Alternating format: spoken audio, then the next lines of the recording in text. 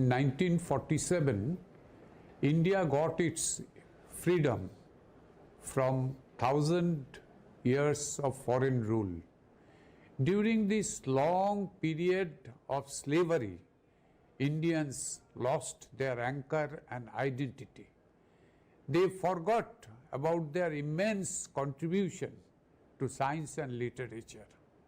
After 1947, Indians are shaking off their slave mentality and again becoming illuminating members of the world community. Let us see what the great people thought about India's contribution. Sanskrit, the basic language of Hindu religion, is natural language processes, according to Will Durant, the world historian. He said, India was the motherland of our race, and Sanskrit the mother of Europe's languages. She was the mother of our philosophy, mother through the Arabs of much of our mathematics, mother through the Buddha of the ideals embodied in Christianity, mother through the village community of self-government and democracy. Mother India is in many ways mother of us all. Albert Einstein, Nobel laureate and physicist, said about Bijganit and Jyamiti, that is mathematics and geometry. He said, we owe a lot to the Indians who taught us how to count, without which no worthwhile scientific discovery could have been made.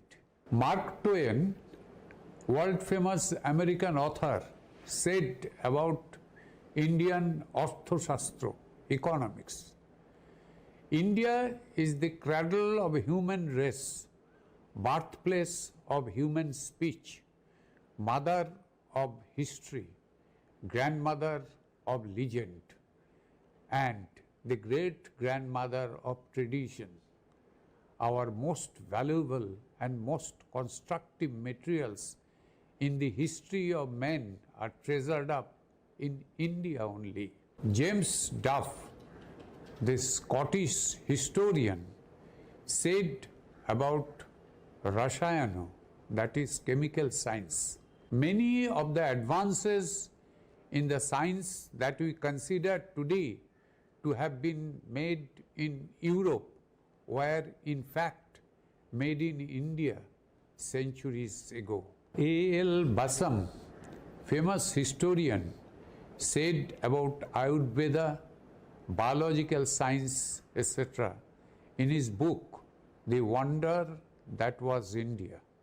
He said, Indian surgery remained ahead of European until the 18th century, when the surgeons of the East India Company were not ashamed to learn the art of rhinoplasty from Indians.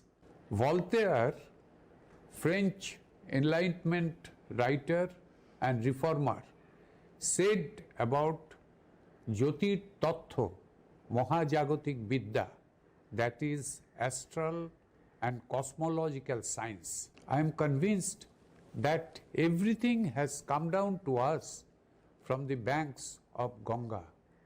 Astronomy, astrology, metempsychosis, etc. It does not behoove us, who were only savages and barbarians, when these Indians and Chinese people were civilized and learned. Romarola, Nobel laureate and French philosopher, said about Prakriti Vidya, that is ecological and environmental science. If there is one place on the face of this earth where all the dreams of living men have found a home from the very earliest days when man began to dream of existence. It is India. Dr. Arnold J. Toynbee, famous British historian, said about Nandan Tattva and Vastu Vidya, that is aesthetics and architectural science. It is already becoming clearer that a chapter which has a Western beginning will have to have an Indian ending if it is not to end in the self-destruction of human race. At this supremely dangerous moment in history, the only way of salvation for mankind is the Indian way. Max Muller, the famous German philologist and Orientalist, said about Nyaya Shastra, that is system of social, ecological ethics, logic and law. Whatever sphere of human mind you may select for your special study, whether it be language or religion or mythology or philosophy, whatever it be, laws or customs, primitive art or primitive science, everywhere you have to go to India, whether you like it or not, because some of the most valuable and most instructive material in the history of men are treasured up in India and in India only. Alice Bonar, Swiss art historian, said about Indian Shilpo Tattva and Natya Shastra, that is classical art. The ancient artist had a deep feeling of being himself an integrated part of the cosmos and participating in all its categories and elements, a feeling acquired by innumerable generations in uncounted centuries of meditative experience. The 7 sages of ancient India were Brahmarishi Kashyapa, Jamadagni, Gautama, Bharadwaja, Vishwamitra, Vasishtha and Atri, who are the Saptarshis of the present cycle of creative flux known as Vaivashyata Manavantara. The Saptarshis or the 7 sages represents a primordial cosmic consortium of ancient Vedic India. They are the forerunners of all Indian knowledge system.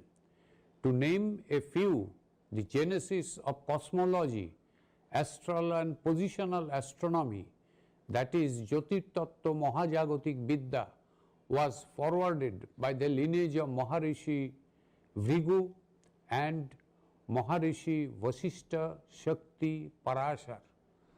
It is also the foundation of mathematics, that is Bij Ganita, and geometry, that is Jamatra, that originated in ancient India. Health science, that is Ayurveda, goes to Maharishi Bharadwaj. Earth, terrestrial and built environmental science, that is Vastu and Vastu Vidya, belongs to Maharishi Vasishtha and other associated sages. The Saptarishi of modern Indian scientists have been compared with Saptarishi, that is 7 sages of India.